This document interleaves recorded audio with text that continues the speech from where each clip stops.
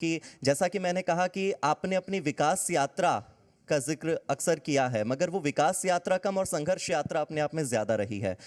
इस संघर्ष यात्रा के बारे में अगर बात करूं, आपने भी कभी ना कभी किसी उद्योग को शुरू किया होगा सूक्ष्म तौर पर, फिर वो लघु बना होगा और लघु के बाद वो मध्यम उद्योग में आया और आज आप बड़े लार्ज स्केल पर काम कर रहे हैं।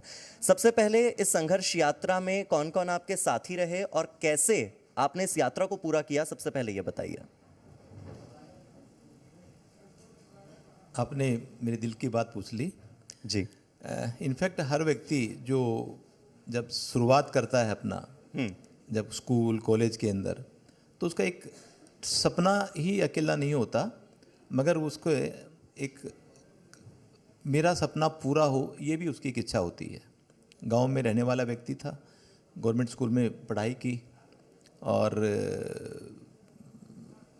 वो यात्रा में याद करता हूँ कि परिवार के अंदर हम 7 भाई बहन थे। तो यदि पिताजी के पास कोई ज़्यादा आय का साधन था नहीं, मगर उन्होंने फिर भी बहुत अच्छी तरह संभाल करी। अब एक चप्पल की जोड़ी जब आ जाती थी तो पिताजी के पास जितने साधन थे तो उसमें से हम 1 तारीख को मैं पहनता था, 2 तारीख को बहन पहनती थी, 3 तारीख को मैं पहनता था, 4 तारीख को बहन पहनती। तो मैंने भी पूरा महीना चप्पल पहन ली, बहन ने भी पूरा महीना चप्पल पहन ली। ऐसे एक यात्रा हमारी हुई। मन था शुरू में कि मैं किसी डिफेंस में भर्ती हूँ, क्योंकि कॉलेज में मेरे को कॉमर्स की डिग्री मिल गई जी। मगर एक डिग्री मैं महसूस कर रहा था कि जब कोई एंटरप्रेन्योर बनना होता है उसके पास 2 डिग्री होनी जरूरी है, एक्स्ट्रा। हाँ। 2 डिग्री। और मेरा शुरू से ही मन था कि नौकरी पाने वाला न बनूं, नौकरी देने वाला बनूं, मगर उसके लिए 2 डिग्री होनी जरूरी थी। और ये आप तब की बात कर रहे हैं जब शायद एंटरप्रेन्योरशिप या उद्यमिता विकास जैसे विषय होते भी नहीं थे। हाँ, 11वीं 12वीं के अंदर की बात कर रहा हूँ मैं। एक डिग्री मेरे को चाहिए थी, डिग्री होनेस्टी। एक डिग्री चाहिए थी, डिग्री डिसिप्लिन। एक डिग्री चाहिए थी, डिग्री मलकाना। मलकाना मतलब मालिक, ओनरशिप। पर तीनों डिग्री की कोई इंस्टीट्यूट नहीं मिली। उसके बाद आखिर में किसी ने कहा कि ये डिग्री तो डिफेंस में मिलेगी। मेरा पागलपन लग गया कि मैं डिफेंस में भर्ती होऊंगा।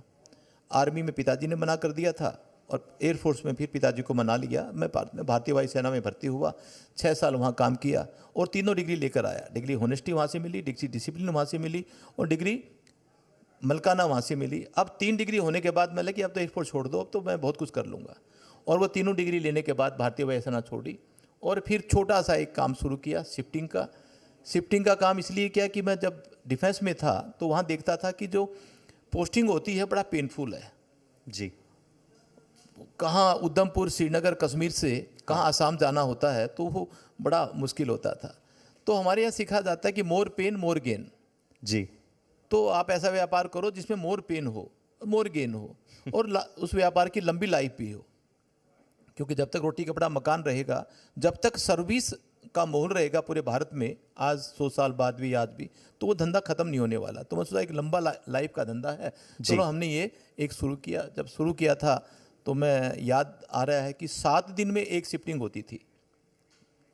सुबह सुबह हम क्या करते थे, 4 बजे उठकर रेलवे स्टेशन के ऊपर जितनी कार पार्किंग होती थी उसके वाइपर के ऊपर एक वो लगा के आते थे, अपना लीफलेट पेपर जी, ताकि उसको कोई पढ़ेगा और फिर फ़ोन करेगा, क्योंकि साधन बहुत महंगे होते थे मीडिया के जी। तो उसमें से फिर फ़ोन के ऊपर आके बैठते थे। कोई फ़ोन आ गया तो उसको बड़े अच्छे से अटेंड करते थे कि शायद ये ग्राहक ही बन जाए।